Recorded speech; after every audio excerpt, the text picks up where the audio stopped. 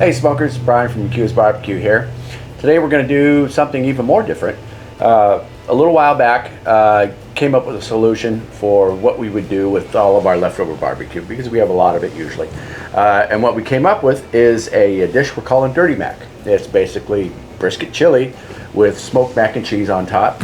And I know you're thinking chili mac, but it's really not. It's more of a deconstructed, stacked kind of thing. So let's get started, and I'll show you how I make it.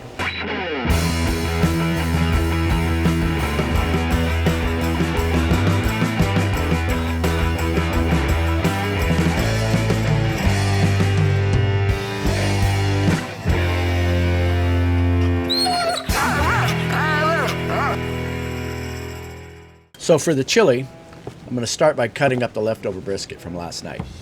I'll cut it into bite-sized pieces and leave some fat for flavor, but most of the big chunks of fat, they're going to come off.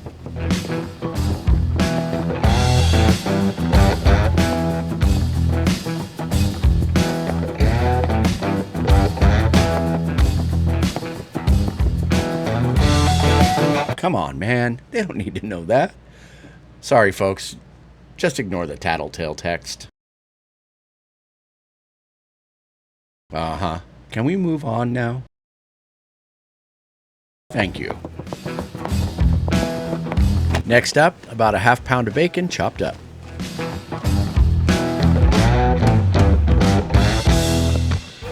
First to go in is the bacon. Render it down till it hits the crispiness you like, and then pull it out.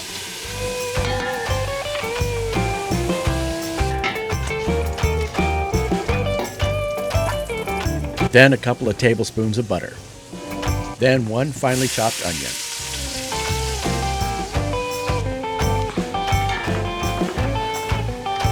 Once the onions go translucent, then the brisket goes in. 1 can of tomato sauce. Then a can of diced tomatoes. Then a can of corn drained. A can of black beans and a can of kidney beans, both drained and rinsed. Any chili worth mentioning deserves a beer, and for this one, we're using Irish Death.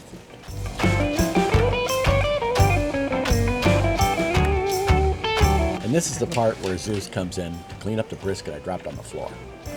Puppy tributes. Continuing on, 1 chopped red bell pepper, a heaping tablespoon of garlic, about 16 ounces of coffee. I'm using espresso. And then the bacon goes back in.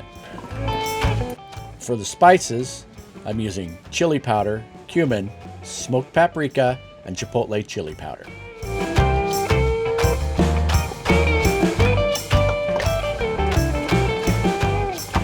And there it is, brisket chili. We'll let it simmer for a couple hours. Meanwhile, we'll get to work on the mac and cheese. We're going to start off with a finely chopped onion. For the cheese, I'll use Velveeta for richness, cheddar cheese for flavor, smoked Gruyère for richness and flavor, and good old Parmesan for salty goodness. Mac and cheese grabs smoke really fast, so I'm going to keep it covered at first. Then, when I add the topping cheese, I'll uncover it and let it pick up just the right amount of smoke. For the cheese sauce, we start with 4 tablespoons of butter. Once that's melted, you drop in the onion. Once the onions are translucent, add 5 tablespoons of flour.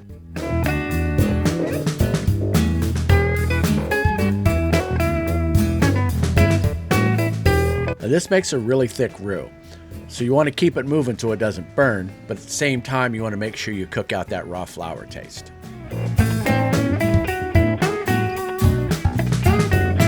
Next, about 2 cups of better than bouillon chicken broth. Now this will thicken up really quick, so be ready with your milk.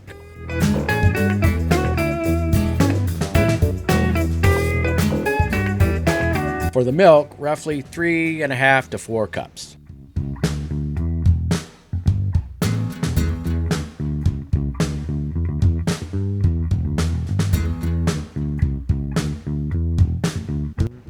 For the spices, use mustard powder, slap ya mama, white pepper, black pepper, and smoked paprika.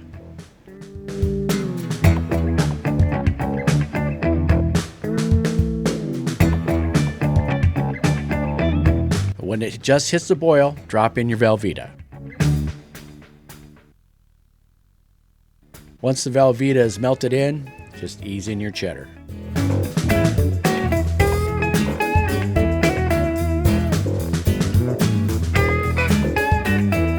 Then again, slowly add in the Gruyère.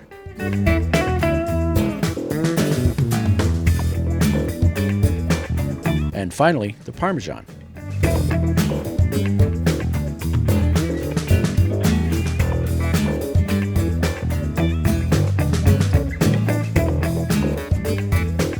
Then, check the texture with a spoon. Make sure it's thick enough. And the best part, get a good taste. I've saved a little bit of all 3 cheeses for the topping later. Put some water on to boil, salt it, and then I'll go fire up the Bronco. Dude, seriously? I only boil the noodles for about 2 minutes. Then I pull them off and rinse them in cold water.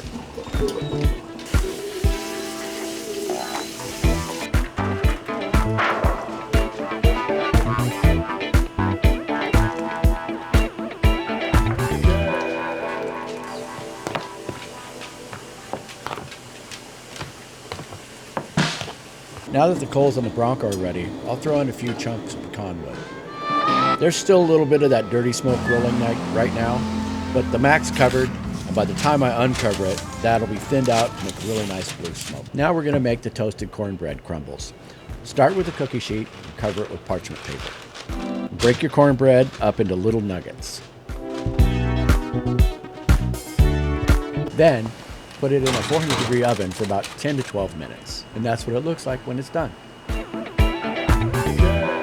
And there it is. The mac and cheese is done. It's time to build the Dirty Mac.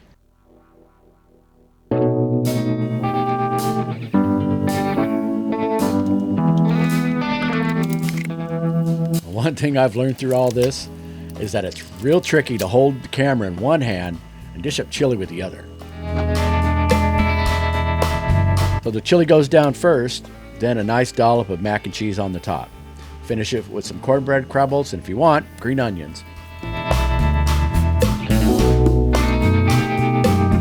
And that's it, Dirty Mac. And yes, it's as filling as it looks.